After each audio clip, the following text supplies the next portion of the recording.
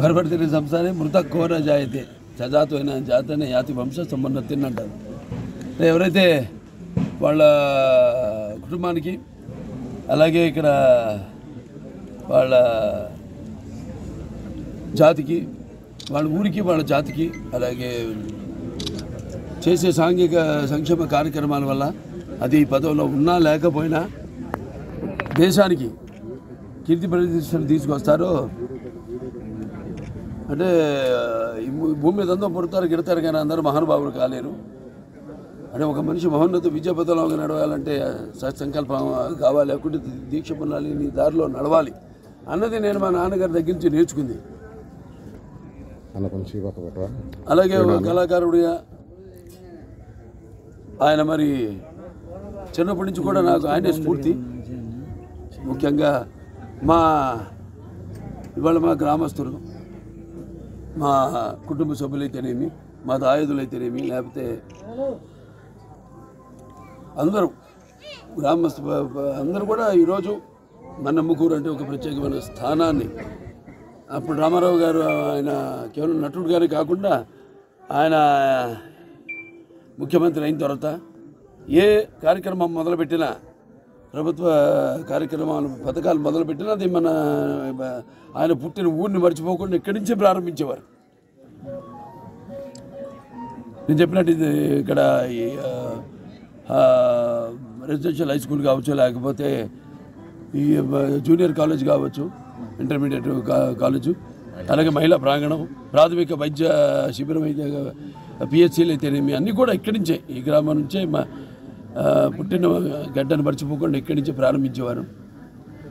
అలా ఇవాళ కేవలం అంతేకాకుండా సమాజానికి మరి ఆయనకి అంత ఉన్నత స్థానాన్ని తీసుకెళ్ళిన ప్రజల్ని మర్చిపోకుండా ఆనాడు తెలుగుదేశం పార్టీని స్థాపించారు.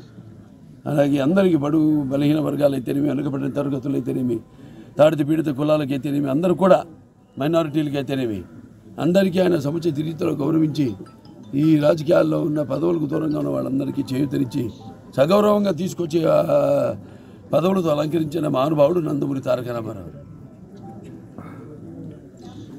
నాకు చిన్నప్పటి నుంచి నేను చాలా సందర్భాలు చెప్పడం జరిగింది. నాకు ఇంత ధన్యమైన జన్మనిచ్చి నన్ను మీ అందరి గుండెల్లో ఆయన ప్రతిరూపంగా నిలిపినందుకు దైవాంశ సంభూతుడు, విశ్వానికి నట రూపం ఎలా ఉంటుందో చూపించిన కారణ జన్ముడు, నా తండ్రి గురువు దైవం నందమూరి తారక రామారావు గారు. ఆయనే నాకు చిన్నప్పటి నుంచి కూడా స్ఫూర్తి. ఏదో ఆయన దరిదాపులకి చేరుదాం అన్న ఒక అంటే చేసిన పాత్రలు అయితే విభిన్నమైన పాత్రలు సాంఘికంలా కానివ్వండి, జానపదాలు కానివ్వండి, అలాగే ఆయన పౌరాణికాలు కానివ్వండి, ఇవన్నీ కూడా అంటే ఆయన నటిస్తుంటే పౌరాణికాలు ప్రాణం పోసుకున్నాయి. అలాగే జానపదాలు జాబులీలు పాడాయి, సాంఘికాలు సామజపర గమనాలు అయ్యాయి. అలాగే పాట రక్తి కట్టింది, పద్యం నాటు నిలిచింది. అది కళావంశ సమున్నతిని అంటారు. ఎవరైతే వాళ్ళ కుటుంబానికి అలాగే ఇక్కడ వాళ్ళ జాతికి వాళ్ళ ఊరికి వాళ్ళ జాతికి అలాగే చేసే సాంఘిక సంక్షేమ కార్యక్రమాల వల్ల అది పదవిలో ఉన్నా లేకపోయినా దేశానికి కీర్తి ప్రతిష్టలు తీసుకొస్తారో అంటే భూమి మీద అంతా పుడతారు గిడతారు కానీ అందరూ మహానుభావులు కాలేరు. అంటే ఒక మనిషి మహోన్నత విద్యాపథంలో నడవాలంటే సంకల్పం కావాలి, అక్కడ దీక్ష పొందాలి, నీ దారిలో నడవాలి అన్నది నేను మా నాన్నగారి దగ్గర నుంచి నేర్చుకుంది.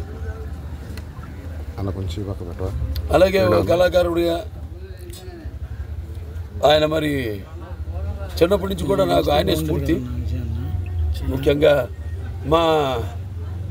ఇవాళ మా గ్రామస్తులు, మా కుటుంబ సభ్యులైతేనేమి, మా దాయాదులైతేనేమి, లేకపోతే అప్పుడు రామారావు గారు ఆయన కేవలం నటుడుగానే కాకుండా ఆయన ముఖ్యమంత్రి అయిన తర్వాత ఏ కార్యక్రమం మొదలుపెట్టినా ప్రభుత్వ కార్యక్రమాలు పథకాలు మొదలుపెట్టినా అది ఆయన పుట్టిన ఊరిని మర్చిపోకుండా ఇక్కడి నుంచే ప్రారంభించేవారు. నేను చెప్పినట్టు ఇది ఇక్కడ రెసిడెన్షియల్ హై స్కూల్ కావచ్చు, లేకపోతే ఈ జూనియర్ కాలేజ్ కావచ్చు, ఇంటర్మీడియట్ కాలేజు, అలాగే మహిళా ప్రాంగణం, ప్రాథమిక వైద్య శిబిరం అయితే పిహెచ్సీలు అయితేనేమి అన్నీ కూడా ఇక్కడి నుంచే, ఈ గ్రామం నుంచే మా పుట్టిన గడ్డను మర్చిపోకుండా ఇక్కడి నుంచే ప్రారంభించేవారు. అలా ఇవాళ కేవలం అంతేకాకుండా సమాజానికి మరి ఆయనకి అంత ఉన్నత స్థానానికి తీసుకెళ్ళిన ప్రజల్ని మర్చిపోకుండా ఆనాడు తెలుగుదేశం పార్టీని స్థాపించారు. అలాగే అందరికీ బడుగు బలహీన వర్గాలు అయితేనేమి, వెనుకబడిన తరగతులు అయితేనేమి, తాడిత పీడిత కులాలకి అయితేనేమి, అందరూ కూడా మైనారిటీలకి అయితేనేమి అందరికీ ఆయన సముచిత రీతిలో గౌరవించి ఈ రాజకీయాల్లో ఉన్న పదవులకు దూరంగా ఉన్న వాళ్ళందరికీ చేయూతనిచ్చి సగౌరవంగా తీసుకొచ్చి పదవులతో అలంకరించిన మహానుభావుడు నందమూరి తారక రామారావు. నాకు చిన్నప్పటి నుంచి నేను చాలా సందర్భాలు చెప్పడం జరిగింది. నాకు ఇంత ధన్యమైన జన్మనిచ్చి నన్ను మీ అందరి గుండెల్లో ఆయన ప్రతిరూపంగా నిలిపినందుకు దైవాంశ సంభూతుడు, విశ్వానికి విశ్వ నటరూపం ఎలా ఉంటుందో చూపించిన కారణ జన్ముడు, నా తండ్రి గురువు దైవం నందమూరి తారక రామారావు గారు. ఆయనే నాకు చిన్నప్పటి నుంచి కూడా స్ఫూర్తి. ఏదో ఆయన దరిదాపులకి చేరుదాం అన్న ఒక అంటే చేసిన పాత్రలు అయితే విభిన్నమైన పాత్రలు, సాంఘికంలా కానివ్వండి, జానపదాలు కానివ్వండి, అలాగే ఆయన పౌరాణికాలు కానివ్వండి, ఇవన్నీ కూడా అంటే ఆయన నటిస్తుంటే పౌరాణికాలు ప్రాణం పోసుకున్నాయి. అలాగే జానపదాలు జాబిలీలు పాడాయి, సాంఘికాలు సామసపర గమనాలు అయ్యాయి. అలాగే పాట రక్తి కట్టింది, పద్యం నాటు నిలిచింది. అది కలగమ్మ తల్లి కన్నుల పండుగ చేసుకుంటూ కలకలలాడింది, కలకల నమ్మింది. తర్వాత ఆయన రాజకీయాల్లోకి వచ్చాక సరే ఆయన చేసిన సాహసోపేతమైన ప్రవేశపెట్టిన పథకాలు అందరికీ ఉపయోగకరమైనవి, సానుకూలమైనవి కూడా. అలాగే ఎన్టీ రామారావు రాజకీయాల్లోకి అడుగు పెట్టక ముందు, అడుగు పెట్టాక ఆయన ప్రవేశపెట్టిన ఏవైతే ఈ పథకాలు ఉన్నాయో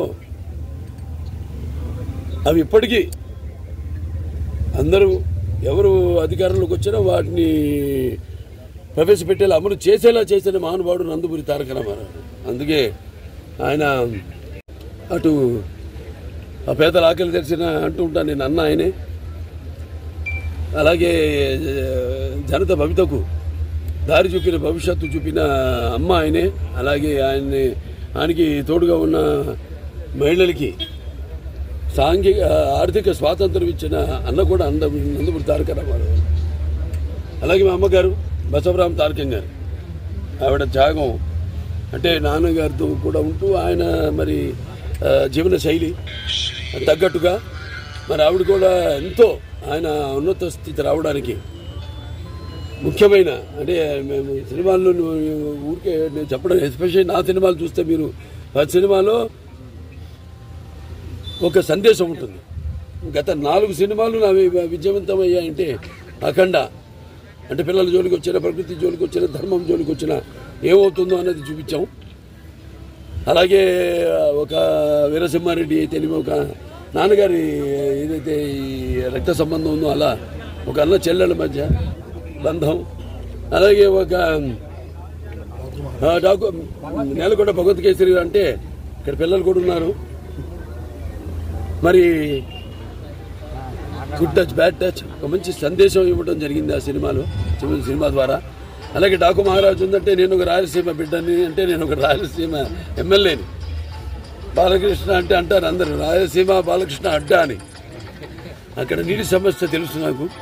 నాన్నగారి నుంచి కూడా ఆ నీటి సమస్యను రూపుమాపడానికి, వాళ్ళ దాహార్తి తీర్చడానికి మరి ఎన్నో ఆయన మానసిక పత్రికలు, ఒక తెలుగు గంగ కావచ్చు, లేకపోతే ఒక గాలి నగిరి కావచ్చు, ఒక ఇప్పుడు హెచ్ఎన్ఎస్ఎస్ కావచ్చు, అందరి నివాస సుజల స్రవంతి, ఇవన్నీ కూడా ఆయన ఇప్పుడు వాటి కోసం ఒక రూపకల్పన చేయడం జరిగింది. తర్వాత చంద్రబాబు నాయుడు గారు, మన ముఖ్యమంత్రి గారు గౌరవనీయులు నారా చంద్రబాబు నాయుడు గారి అప్పుడు అధికారంలో వచ్చినప్పుడు ఆయన వాటిని పూర్తి చేసేదాకా సుమారుగా తీసుకొచ్చిన దాన్ని మళ్ళీ సరే ఆ మధ్యలో ఇప్పుడు మనకు వచ్చినట్టు గత 5 సంవత్సరాలు ఎలా ఒక అంధకార బంధురం అలా. తర్వాత మళ్ళీ నేను అక్కడ ఎమ్మెల్యేగా ఉండగానే నీళ్ళు ఇవ్వడం జరిగింది. ఇదంతా కాకతాళీయమో యాదృచ్ఛికమో నాకు తెలియదు, కానీ స్వచ్ఛందంగా ఆ దృఢ సంకల్పంతో చేసే వాళ్ళకి ఎప్పుడు ఏదైనా సాధ్యం. అభినవ భగీరథులు అవ్వడానికి అయితేనేమి, ఒక అన్నదాతలు అవ్వడానికి అయితేనేమి, వీటిలన్నిటికీ ఉదాహరణ.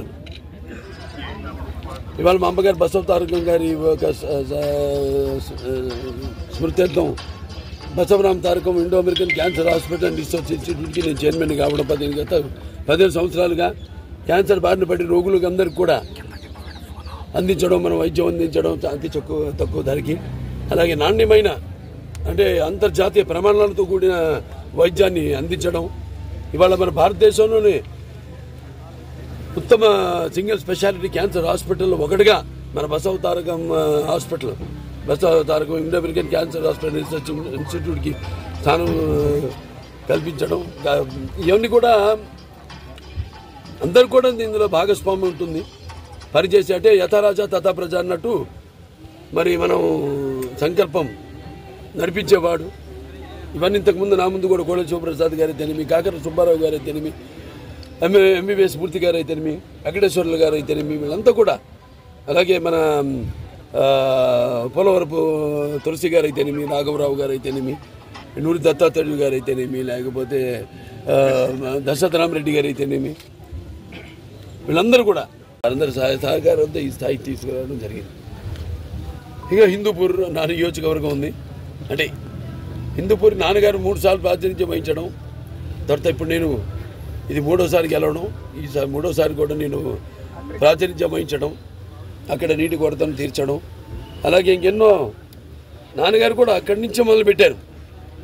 ఎందుకంటే అప్పుడు ఆయన ముందు ఊహించలేదు దగ్గరలో ఏదో బెంగళూరు ఇంటర్నేషనల్ ఎయిర్పోర్ట్ వస్తుందని, కానీ అటువంటిది ఆయన ఆనాడే పారిశ్రామిక వాడ ఇండస్ట్రియల్ ఎస్టేట్ అక్కడ స్థాపించడం, ఇవాళ భౌగోళికంగా దానికి ఎంతో ప్రాధాన్యతను సంతరించుకుంది హిందూపురం నియోజకవర్గం.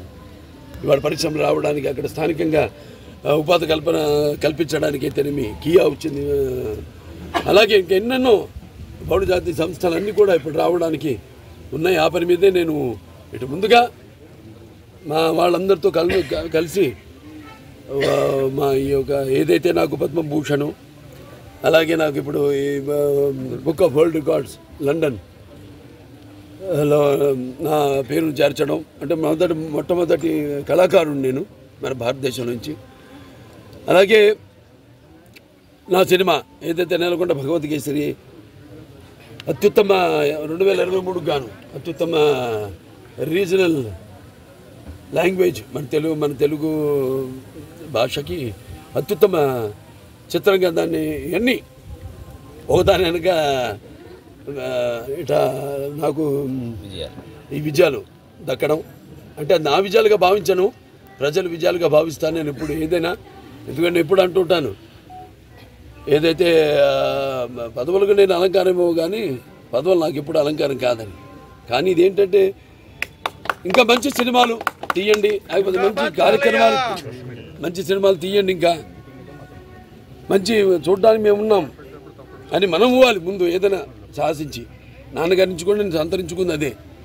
తోడు దొంగలు అయితేనేమి, ఒక పిచ్చి పుల్ల అయితేనేమి, అటువంటి సినిమాలు ఆయన ముందు ఆలోచనతో తీయడం జరిగింది. అలాగే ఏదైనా మనం పూనుకోవాలి ముందు. మనం ఏమి దేశం మనకేం చేసిందని కాదు, మనం దేశానికి ఏమి చేసాం అన్నది ముఖ్యం. సో అలాగా ఈ యొక్క మంచి ఇవన్నీ కూడా ఒకసారి మా కుటుంబ సభ్యులు అంటే మా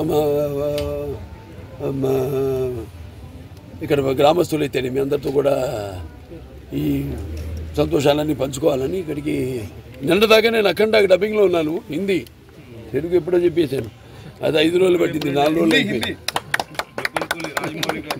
అంటే నేను చెప్పేది మొన్న తెలంగాణ రాష్ట్రాల్లో కూడా వరదలు వచ్చాయి.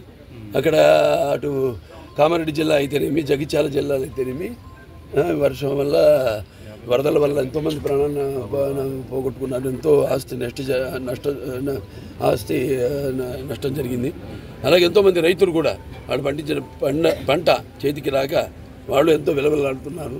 నాకు స్పందించి పెద్ద నాన్నగారైన ప్రాంతాలు వేరైనా మన అంతరంగాలు ఒకటేనన్నా ధ్యాసలు వేరుగా ఉన్న మన భాష తెలుగు భాష అన్నాను.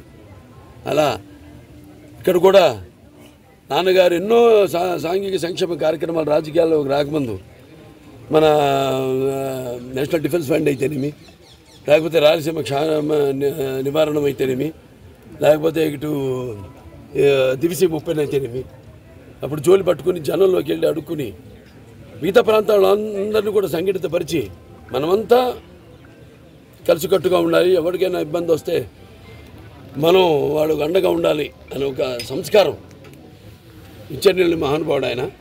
సో అలాగా